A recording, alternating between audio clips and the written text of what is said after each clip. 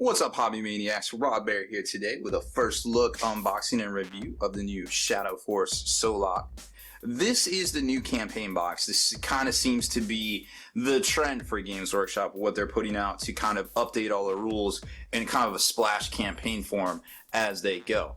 But before we get into it, make sure you stay in the trenches, subscribe to this YouTube channel, check out the blog, spikybitsblog.com, and head on over to thelongwar.net. That's the home of the battle reports for exclusive content and early access video. Become a veteran of the Long War today.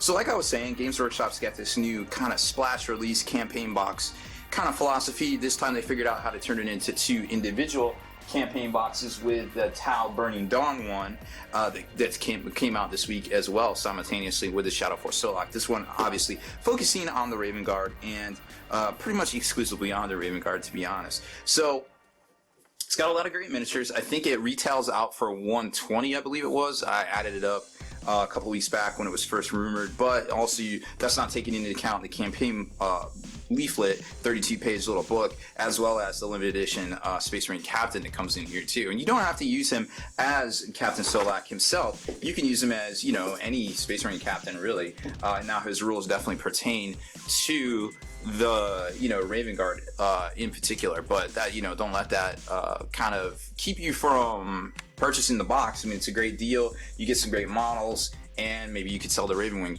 bits off to people. So it comes with a Stern Guard box set, of course, and then you got the traditional land speeder kit here. Now this is the new Mark II one that gives you that good top. Let's take a closer look at it. So in the old days, you used to have to kind of clam attach the top together, and it was kind of a pain in the butt, to tell you the truth. But now they have the new design here, which is way far superior to the first cut plastics that they did, or the Gen 1 plastics that they did back in the day. And of course a Ravenwing, a Vanguard a Vanguard Squad that comes with it as well. And then you get down to the awesome sauce stuff, which is the limited edition Captain Solaq little model, kind of clam pack wannabe kind of thing right there. And there he is. You can kind of take a look there. He's got a sweet cape. He's doing his Captain Morgan pose, got the sword out, and of course he's got his best Lady Gaga outfit on. Look at that mask right there. That's some crazy stuff. So great looking mini, you know, through and through. Now this little bad boy is copyrighted. What do we got on this thing? Copyright 2014. So who knows how long this stuff has been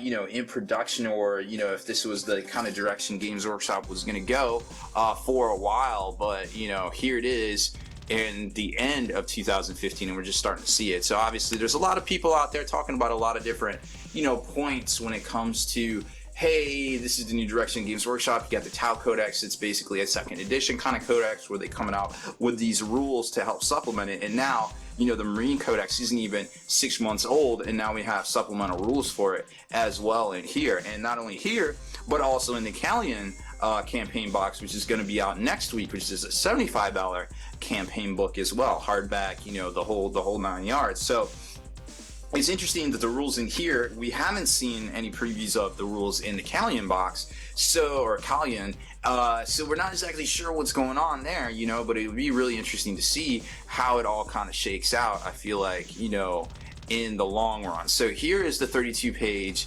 campaign book, Operation Shadow Talon, that comes in the Strike Force Solaq box here. Now this is really interesting, like I said, because you remember you got the Tau version that also comes in here. Now, you know, last year, you might remember, there was the Stormclaw box, which came out I guess about earlier in the year than now. I want to say like late summer, and that was Space Wolves and Orcs.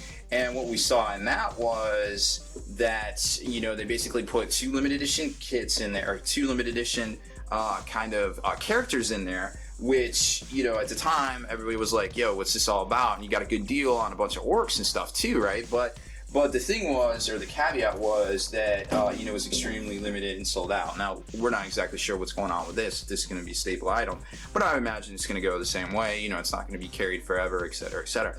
So you start seeing that. Then you saw the Shield of Ball stuff come out, where the same thing happened. You had Blood Angels and Tyranids in the same box, 2 limited edition kind of character clan pack or I wouldn't say limited edition, I would say exclusive. That's probably the wrong words to use with Games Workshop products. And now you're seeing the same thing, except for it's two different boxes. So Games Workshop figured out how to sell one box instead of selling one box for $150 or two, late high, 100s. They're selling two boxes for $140 and one for $120. So they're already over that 200 mark. So from a business standpoint, good on them. They're figuring it out. They're giving us what they want. They're giving us models. They're giving us models with the rules. And yes, the rules do matter, because this little booklet right here is gonna sell this box. I don't care what Games Workshop says about people, 80% of people being collectors. Those collectors care about rules. Trust me.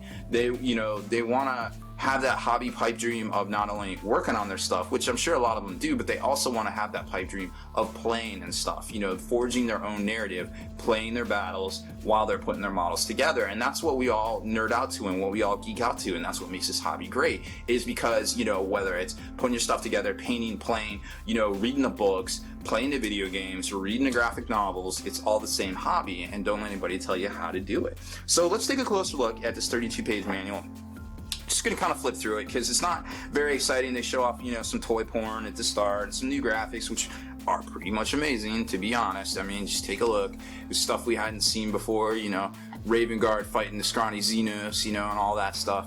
So there's some really good looking stuff here, obviously, that we hadn't seen in the past. Good looking art. My personal favorite, you've heard us talking about scrawny little Xenos over and over on the long worn things, and there's a really cool picture in here of basically a poor unfortunate Tau. He was just in the wrong place at the wrong time, and this big Space Marine captain just kind of came up out of nowhere and just choke holding him and gonna hit him with a hammer. I mean, what did he ever do?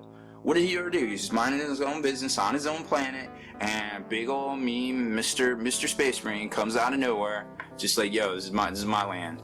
So what can you do? All right, anyways, back to the rules here. So you got the Captain Solaq himself right there. There it is, boom. And he's saucy. So first of all, Raven Wing players were a little miffed when the Space Marine Codex came out, because there was no shrouded mechanics in there, and that was kind of their thing. Guess what? Raven Wing players, rejoice, because most of these data sheets have shrouded. So you're gonna love that.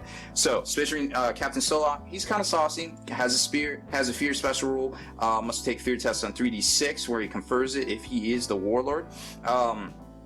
This is kind of cool. Chapter Tactics Raven Guard, strike from the shadows. So long as a unit with a special rule does not begin the game in a transport vehicle, it has the shrouded special rule. There it is. They got shrouded. Loving it.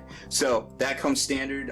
Now it's a new thing that's basically conferred, it looks like. I'm going to go with. He also has a chapter relic, which is kind of interesting. Basically snap firing at his squad. So that's kind of cool. You know what I mean?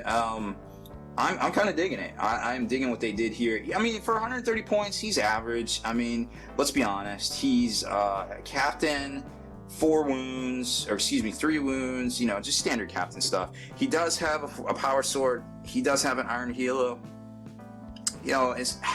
He's a good looking dude, but you know what? I'm sorry. He's just not no chapter master, if you know what I'm saying. Then you got the Vanguard Squad Amorex, which has some specific thing that they have to take, but at the end of the day, if they don't move, it gains 1 with the darkness. So long as this unit does not move, run or charge during the turn, you gain shrouded special rule until the end of your turn. Chapter Tactics Raven Guard, it has, as long as it doesn't begin the game in a transport vehicle, it has a shrouded special rule until the start of the second game turn. Furthermore, you get Night Fight, add 1 to the result if you have 1 unit with this special rule in it. And then you got the Vanguard Squad, which is also kitted out a certain way. They had the Heroic Intervention special rule. And then, what is it? Wing Deliverance is pretty cool. Unit with a special rule may use these jump packs in both the movement and assault phases on the same turn. So that means Hammer Wrath, yo, get it.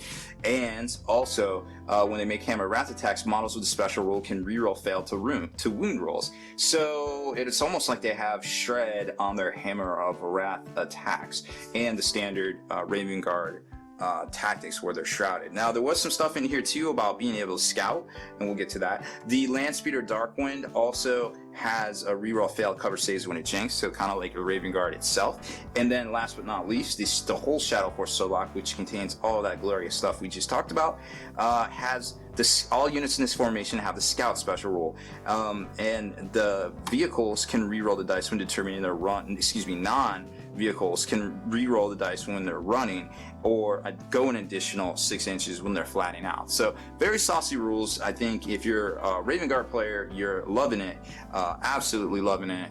Your time is now, and you know it's really good to see Games Workshop really come into the fore with those mechanics as well. So there's a closer look at Lady Gaga, Shadow Captain Solaq, right there leading his troops into battle. So that's it for this one. Thank you for watching my unboxing and review of the new Shadow Force Solaq.